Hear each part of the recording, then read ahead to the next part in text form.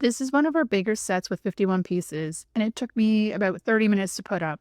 The smaller ones, you're looking at under 15 minutes easy.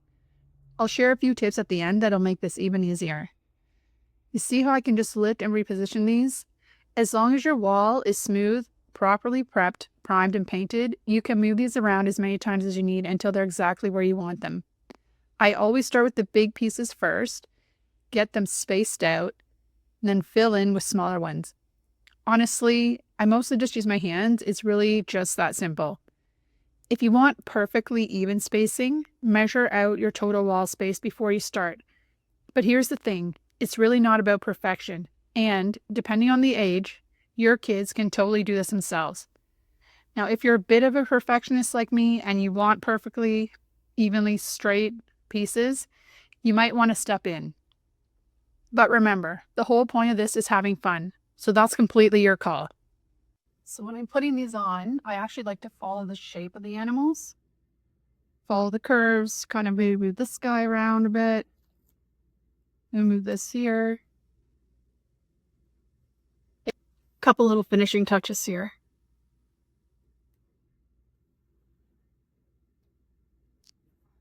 I normally just use my hands to smooth these on, but you can actually use like a putty knife from like home hardware store or something like that.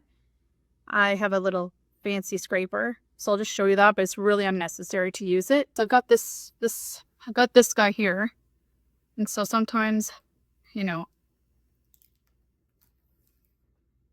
I'll just go like this, or I'll just over the edge when I'm done applying everything. I'll just kind of, like this one wasn't fully smoothed down. I'll smooth that down. Smooth these down.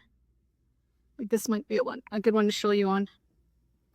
And they come right off, so really easy to peel off, no damage. I could probably taken this one off 4 or 5 times. But just note that when you do that, you're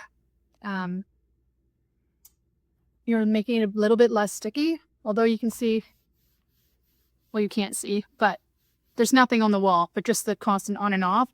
Like I said, this one's been on 5 or 6 times.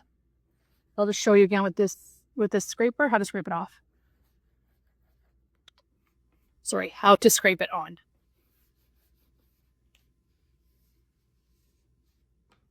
Oh. Yeah, I just kind of go around like this.